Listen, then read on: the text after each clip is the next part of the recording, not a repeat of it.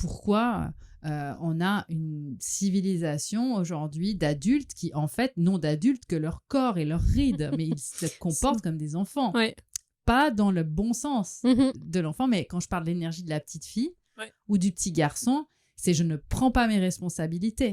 C'est toujours la faute de l'autre, tu vois.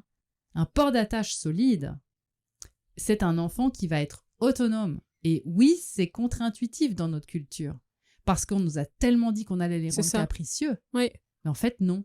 Et d'ailleurs, si tu observes, tu regardes des groupes d'enfants, souvent ils sont dans des classes d'école ou comme ça, ou en crèche, et tu regardes ceux qui sont les plus peureux, les plus trouillons, ou qui sont pas sûrs d'eux, tu peux être sûr que le port d'attache, il est catastrophique derrière.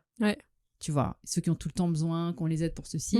À l'inverse, ceux qui sont autonomes, qui se sentent à l'aise, qui connectent avec différents types de personnes, des adultes, des personnes en chaise roulante, de toutes les couleurs, de toutes les races, de tout ce que tu veux. Ceux-là, en général, ils ont un port d'attache solide. Ça veut dire que je vais aller explorer le monde parce que le bébé, l'enfant, il est équipé pour ça. Il va créer des réseaux en permanence. Lui, le mur Facebook, c'est sa vie, tu vois.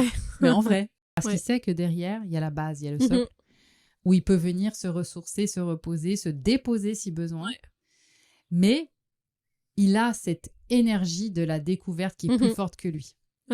Si le port d'attache, il est défaillant, eh bien, il y aura toujours cette tension, en fait, tu vois, ce déséquilibre, ce stress. Franchement, quand je vois l'étendue des dégâts au niveau psychologique, les névroses et puis les états de santé qui se sont tellement dégradés, on voit que les gens ils pètent un câble. De plus en plus, ces problèmes sont plus psychologiques que physiques.